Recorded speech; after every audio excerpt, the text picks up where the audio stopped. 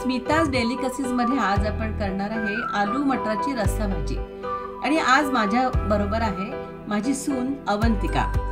खूप सिंपल करायचा प्लॅन करते आणि झटपट होईल आणि फार हेवी होणार नाही अशी भाजी करते। कुठली? आणि आलू मटरची भाजी एकदम कधी पाहुणे आलेत आणि आपण काय करायचं असं आपल्याला वाटतं, तर अशा वेळेला पटकन होईल आणि टेस्टी लागेल अशी ही भाजी आपण करतोय। तर ही कुकर मध्ये करणार आहोत। सगळ्यात पहिले आपण एक कुकर ठेवलाय आणि आता मी याच्यात तेल घालते। ओके, तेल किती लागेल का? साधारण अर्धा किलो माझ्या मते बटाटे आहेत आणि मोठे लाल टोमॅटो घेतले ना आपण।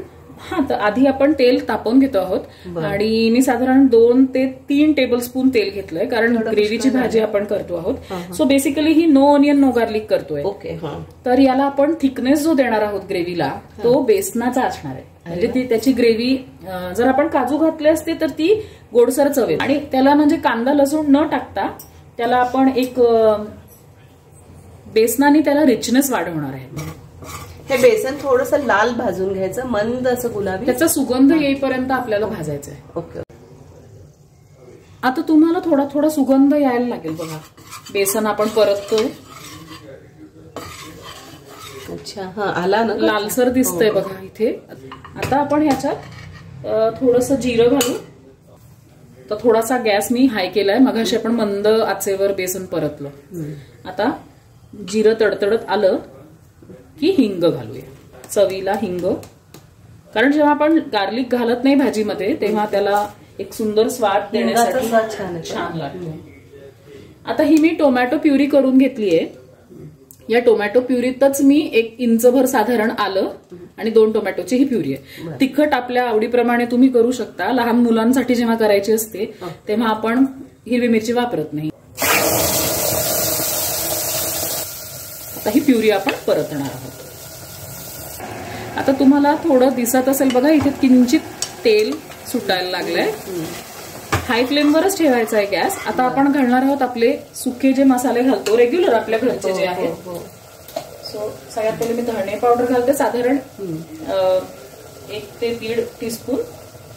थोडी हळद, रंगीत म्हणजे काश्मीरी लाल मिरची पावडर घालतोय, कारण लहान घरात असल्यामुळे आपण हा तिखट घालणार नाही। मग त्याच्यानंतर ही कसुरी मेथी। आणि मी इथे बाजूला इलेक्ट्रिक केटल मध्ये तुम्हाला पाणी बॉईल करताना इथे दिसेल कदाचित, तर गरम पाणी आपण या भाजीत घालणार आहोत। तुम्ही बघा ह्याच्यात बघा किती छान तेल सुटलंय। Yes yes. आणि आपण ह्याच्यासाठी मसाले परतून घेतलेत की त्याचा स्वाद खूप छान लागतो। आपण आता याच्यात घालतोय बटाटे।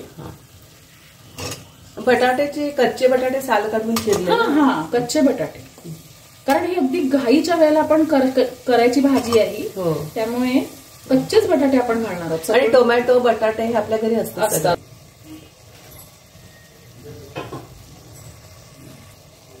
आणि आता बघा त्याच्यात मटर मी फ्रोझन घेतलेत,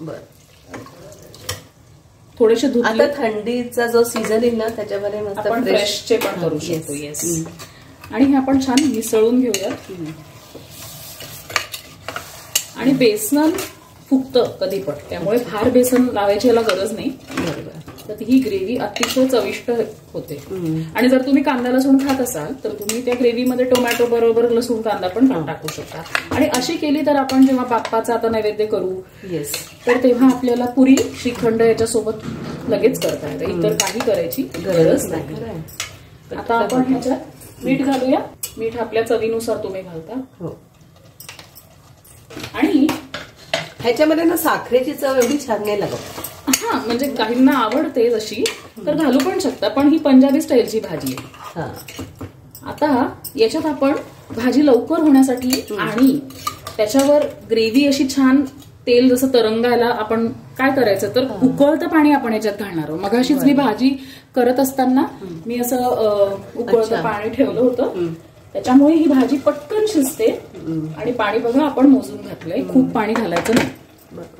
फक्त ते बटाटे गॅस हायवरच आहे ना? हायवरच आहे बटाटे।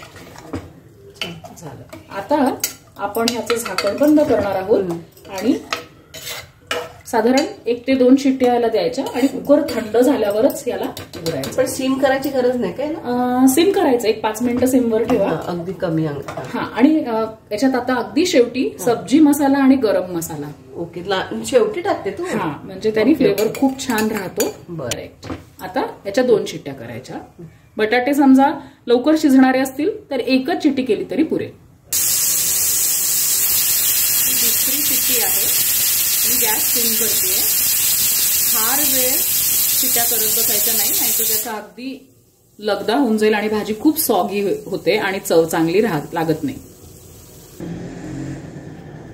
प्रेशर उतरलेलं आहे, बघूया. तेलाचा तवंग छान दिसतोय भाजीवर. बटाटाही आपला छान शिजलेला आहे. मटर तर लवकर शिजतं. आणि ही ग्रेव्हीची भाजी, याच्यावर मी आता थोडासा कोथिंबीर घालणार. थोडीशी कोथिंबीर.